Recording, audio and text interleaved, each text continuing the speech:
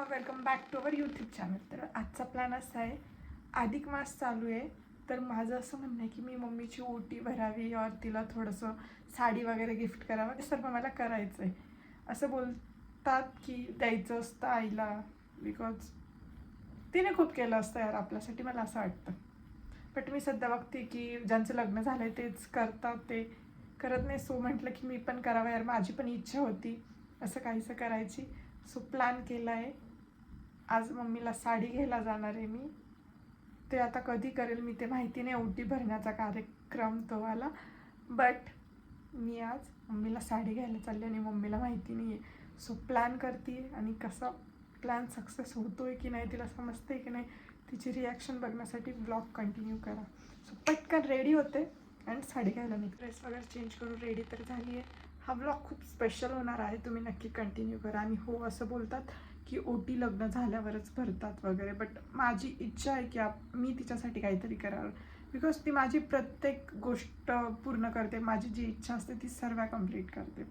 So girls, तुम्ही बघत असाल ना, तुम्ही प्लीज तुमच्या मम्मीसाठी असं काहीतरी करा. त्यांना भारी वाटेल, स्पेशल फील होईल. जसं ते आपल्याला दरवेळेस स्पेशल फील करून देतात तसं काहीसं. सो ब्लॉग कंटिन्यू करा. आता मी पटकन निघते. सो मेन जो प्लॅन आहे तोच मी तुम्हाला सांगायला विसरली, की मी मम्मीला असं बोलली कॉल करून की मम्मी मला तिकडे यायचं आहे. तर मम्मी ओरडली की नको येऊ इतक्या उन्हात, मी तुला घ्यायला येते. तर मम्मीला आम्ही असं सांगितलं, मी आणि दीदीने प्लॅन केला आहे की दीदीला साडी घ्यायला जायची आहे. सो मी तिकडे दीदीच्या पार्लरवरती ॲप्रोच करण्यासाठी येणार आहे. मम्मी, दीदी आणि मी आम्ही तिघी जाणार आहे साडी घ्यायला. बट साडी घ्यायची दीदीसाठी, मी घेणार आहे, मम्मीला माहिती नाही आहे. सो ब्लॉग कंटिन्यू करायचं. ॲज युजल प्लॅनप्रमाणे आम्ही साडी घ्यायला निघालो होतो. आणि दीदी बी लाईक की मला पण ब्लॉगमध्ये घे, मी पण दिसायला हवी. सो ती स्कार्फ विसरून आली होती, तिने असं काहीसा जुगाड केला होता उन्हापासून प्रोटेक्शनसाठी. मुवमेंट खूप जास्त फनवाली होती.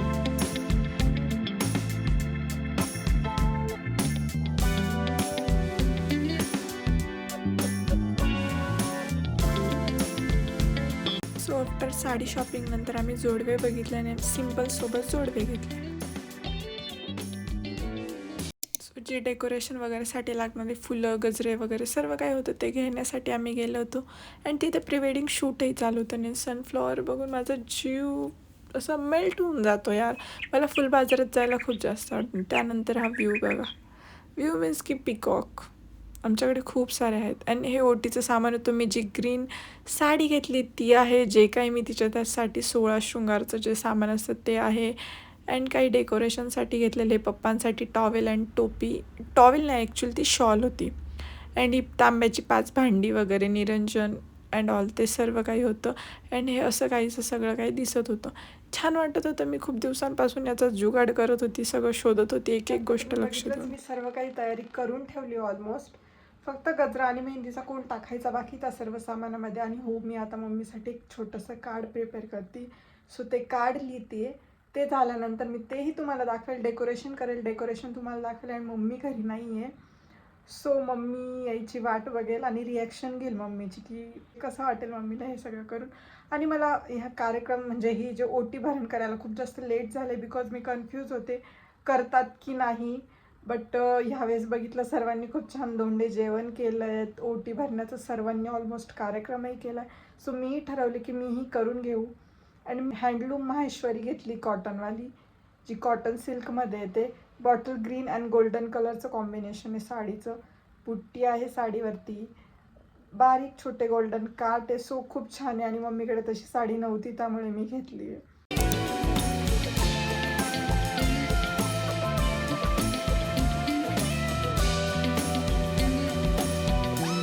सो कार्ड रेडी झाले फायनली आपलं. मी असं काहीसं कार्ड रेडी केले आणि मी वाचून दाखवते.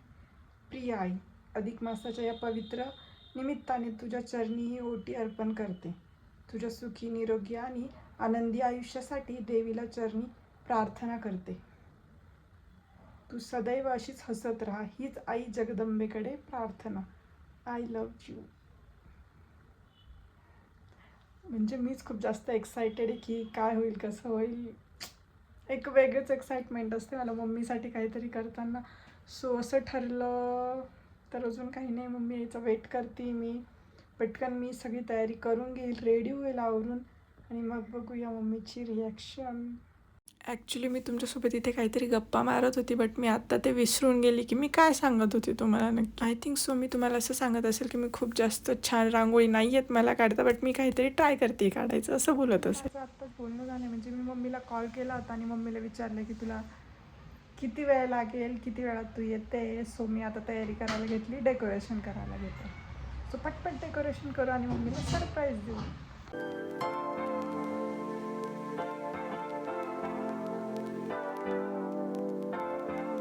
मम्मीची रिॲक्शन घ्यायची. सो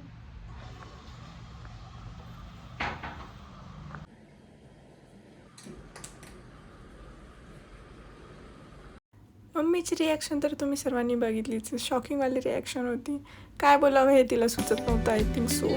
अँड असं काहीसं छान सुंदर एकदम मनाला भावेल असं डेकोरेशन झालं होतं असं मला तरी वाटतं आहे. त्यानंतर चेंज केलं मीही आणि मम्मीनी तयारी केली तिची थोडीशी.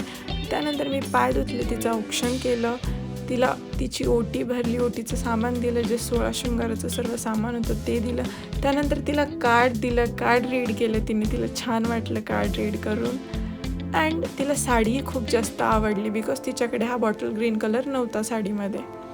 माहेश्वरी कॉटन सिल्क साडी आहे, सुंदर अंगावर चापून चोपून बसणारी साडी आहे. सो मलाही आवडली ती साडी, तिलाही आवडली. अँड ब्लॉग तुम्हाला कसा वाटला नक्की सांगा. अँड हो, तुम्ही सर्व मला भेटल्यावर सांगतात की ब्लॉग छान बनवते. Thank you so much.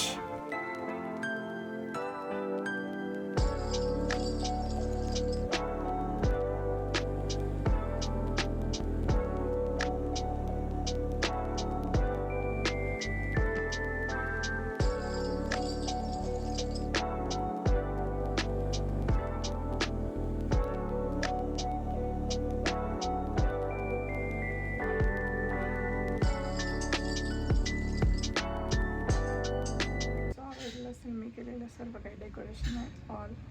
ब्लॉग कसा वाटला नक्की कमेंट करून सांगा. अँड रिॲक्शन ब्लॉग तुम्हाला बघायलाच भेटला.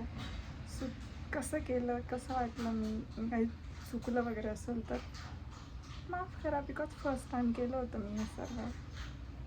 सो ब्लॉग कसा वाटला नक्की कमेंट करा. Like, comment, share, subscribe. Thank you for watching. Bye.